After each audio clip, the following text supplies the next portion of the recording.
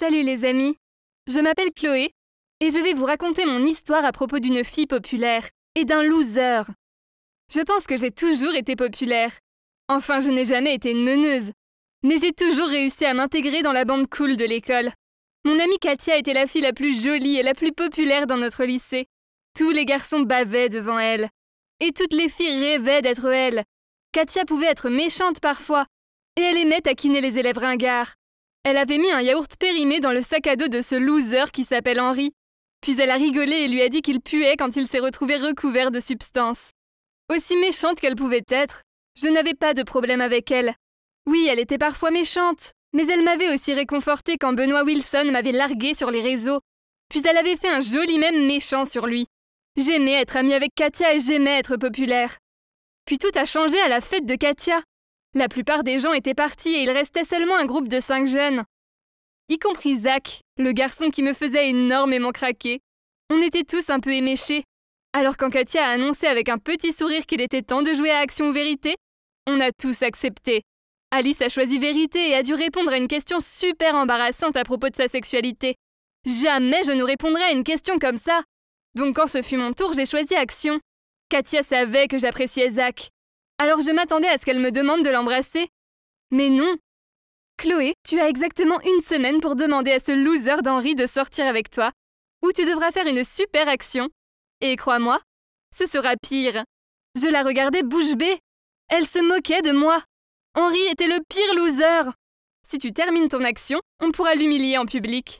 Tu imagines comme ça sera drôle ? Dit-elle avec un grand sourire. Tous mes amis me regardaient, alors j'ai essayé de faire comme si cette action était anodine. Bien sûr, facile, ai-je répondu. Je ne savais pas comment je devais draguer Henri. Je ne lui avais jamais parlé auparavant. On m'avait donné cette action le samedi, et je ne verrai Henri qu'en cours le lundi. Alors en voyant que l'heure se rapprochait, j'ai essayé de lui envoyer une invitation d'amis. Mais je ne le trouvais nulle part sur le web. Punaise, ce mec était bizarre. Qui n'a pas de compte sur Internet ? Le lundi, je lui suis rentrée dedans par hasard près de son casier et j'ai fait tomber mes livres. Je me suis excusée et lui ai montré mon plus gentil sourire. Il a rougi puis s'est baissé pour m'aider à les ramasser. Le lendemain, j'ai réussi à entamer une conversation avec lui quand on sortait de cours d'anglais. Il avait l'air content de me parler. Mais ensuite, Martine, son amie ringarde, est venue et l'a emmené ailleurs en murmurant quelque chose à propos de ne pas apprécier ma compagnie. Martine était fan des colorations de cheveux et des gros traits d'eyeliner noirs. Alors elle était en tête des boucs émissaires de Katia. J'ai compris que si je voulais réussir cette action stupide, il faudrait que les losers pensent que je suis comme eux. J'ai parlé à mes amis et élaboré un plan. Au déjeuner, quand je marchais vers notre table, Alice s'est levée les bras croisés. « Tu n'es pas la bienvenue !» me cria-t-elle dessus. « Ouais, t'es naze, Chloé. Et t'as les cheveux les plus fourchus que j'ai jamais vus !» dit Katia en me faisant un clin d'œil. J'ai fait ma meilleure mine embarrassée et suis partie. Quand j'ai atteint la table d'Henri, j'ai fondu en larmes. Et j'ai posé mon plateau à côté du sien. J'ai mis ma tête dans mes mains et pleurais encore pour de faux. Inutile de dire que mon plan a marché. Pour le reste de la semaine, mes vrais amis ont joué le jeu en m'ignorant pendant que j'apprenais à connaître Henri. Au début, je détestais devoir draguer Henri. Il était si silencieux et maladroit. Et il portait le même t-shirt gris clair pendant 3 jours de suite. Burk. Mais ensuite, quelque chose d'étrange s'est passé. Quand j'étais coincée avec mes devoirs de maths, Henri m'a expliqué. Il m'a acheté un muffin aux pépites de chocolat pendant la récré pour me réconforter. Et quand je portais ma robe fleurie préférée, que Katia n'aimait pas, il a dit que j'étais jolie. Je devenais chaleureuse avec Henri et je m'ouvrais à lui. J'ai fini par lui raconter la liaison de mon père avec la voisine. Et à quel point la vie chez moi était un cauchemar. Le vendredi arriva et j'étais nerveuse. Je ne pouvais pas échouer à l'action. Pas après tous les efforts que j'avais faits cette semaine. J'allais en cours et j'étais maussade et j'appréhendais la super action à venir. Quand quelqu'un m'a appelée, je me suis retournée et j'ai vu Henri courir vers moi. Puis nerveusement, il m'a demandé de sortir avec lui. J'étais si soulagée que j'ai failli crier « oui !» On s'est dit qu'on se retrouverait dans un restaurant du quartier. Il avait l'air si heureux et je me sentais un peu mal.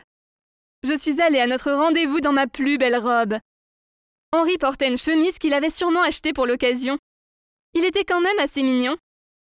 Avant qu'on entre au restaurant, Katia et le reste de mes amis sont sortis d'un angle et ont commencé à rire en le désignant. Zach filmait la scène avec son téléphone. Henri semblait confus et me regardait en cherchant des explications. Je me suis forcée à sourire et me suis mise à rire en le désignant aussi. Il est parti en courant, l'air bouleversé et embarrassé. La vidéo a fait le tour des réseaux sociaux, et très vite c'est devenu le débat du lycée. Après ça, Henri ne me regardait même plus. J'ai essayé de m'excuser, mais il a claqué sa porte de son casier et est parti. Il me détestait, et je ne pouvais pas lui en vouloir. Le problème, c'est que plus je pensais à Henri, plus je réalisais que ce n'était pas du tout un loser. Il était silencieux et différent, mais il était aussi intelligent, drôle et mignon. Et je l'appréciais. Je pensais qu'il avait les mêmes sentiments pour moi aussi, mais c'est moi qui avais tout fait foirer. Je l'avais humilié en public. Maintenant, je ne sais pas quoi faire. Devrais-je m'excuser à nouveau auprès de lui et lui expliquer clairement pourquoi j'ai fait ça? Ou est-ce qu'on devrait continuer à s'ignorer?